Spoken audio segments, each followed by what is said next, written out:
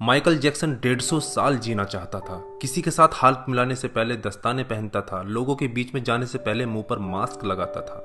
उसकी देखरेख करने के लिए उसने अपने घर पर लगभग 12 डॉक्टर नियुक्त किए हुए थे, जो उसके सर के बाल से लेकर पांव के नाखून तक की जांच दिन प्रतिदिन किया करते थे। उसका खाना लेबोरेटरी में चेक होने के बाद उसे खिलाया जाता था। उसको व्यायाम कराने के लिए 15 लोगों को रखा हुआ था। माइकल जैक्सन अश्वेत था। उसने 1987 में प्लास्टिक सर्जरी करवाकर अपनी त्वचा को गोरा बनवा लिया था। अपने काले माँ बाप और काले दोस्तों को भी उसने छोड़ दिया। गोरा होने के बाद उसने गोरे माँ बाप को किराए पर लिया और अपने दोस्त भी गोरे बनाए। शादी भी गोरी औरतों के साथ की। नवंबर 15 को माइकल ने अपनी नर्स डेबी रो से विवाह किया, जिसने प्रिंस माइकल जैक्सन जूनियर और पेरिस माइकल कैथरीन को जन्म दिया। वो 150 साल तक जीने के लक्ष्य को लेकर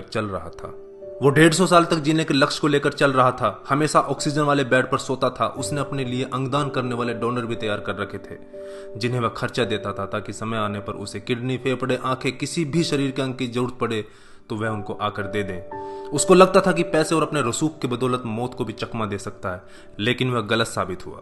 25 जून 2009 को उसके दिल की धड़कन रुकने लगी। उसके घर पर 12 डॉक्टर्स की मौजूदगी में हालत काबू में नहीं आए। सारे शहर के डॉक्टर उसके घर पर जमा हो गए, वह भी उसे नहीं बचा पाए।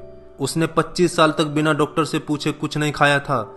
अंत समय में उसकी हालत बहुत खराब हो गई थी। 50 साल तक आते आते वह पतन के करीब पहुंच गया था और जून 25, 2009 को वह इस दुनिया से चला गया। जिसने अपने लिए 150 साल जीने के इंतजाम कर रखे थे, उसका इंतजाम धरा का धरा रह गया दोस्तों। जब उसकी बॉडी को पोस्टमार्टम हुआ तो डॉक्टर ने बताया कि उसका शरीर हड्डियों का ढांचा बन चुका था। उसका सिर गंजा था, उसकी पसलियां, कंधे, हड्डियां टूट चुके थे। उसके शरीर पर अनगिनत सुई के निशान थे। प्लास्टिक सर्जरी के कारण होने वाले दर्द से छुटकारा पाने के लिए एंटीबायोटिक वाले दर्जनों इंजेक्शन उसे दिन में लेने पड़ते थे। माइकल जैक्सन की अंतिम यात्रा को लगभग 2.5 अरब लोगों ने लाइव देखा था। यह अब तक की सबसे ज्यादा देखी जाने वाली लाइव ब्रॉडकास्ट है।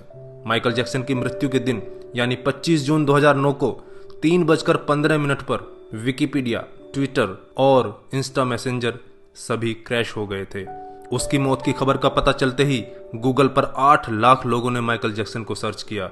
ज्यादा सर्च होने के कारण गूगल पर सबसे बड़ा ट्रैफिक जाम हुआ था और गूगल क्रैश हो गया था। 2.5 घंटे तक गूगल काम नहीं कर पाया था। मौत को चकमा देने की सोच रखने वाले हमेशा मौत से चकमा खा जाते हैं दोस्तों।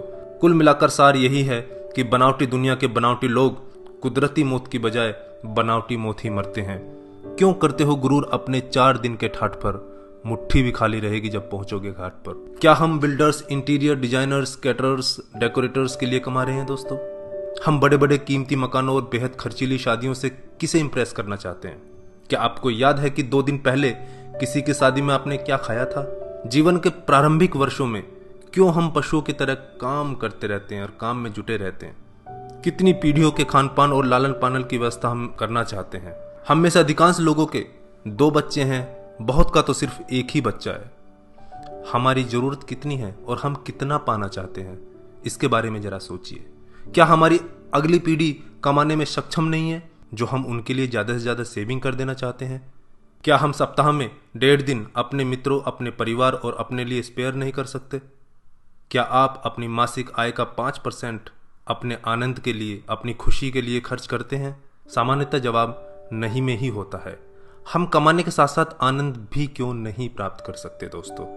इससे पहले कि आप स्लिप डिस्क का शिकार हो जाएं, इससे पहले कि कोलेस्ट्रॉल आपके हार्ट को ब्लॉक कर दे, आनंद प्राप्ति के लिए समय निकालिए मेरे दोस्तों। हम किसी प्रॉपर्टी के मालिक नहीं होते, सिर्फ कुछ कागजातों, कुछ दस्तावेजों पर अस्थायी रूप से हमारा नाम लिखा होता है।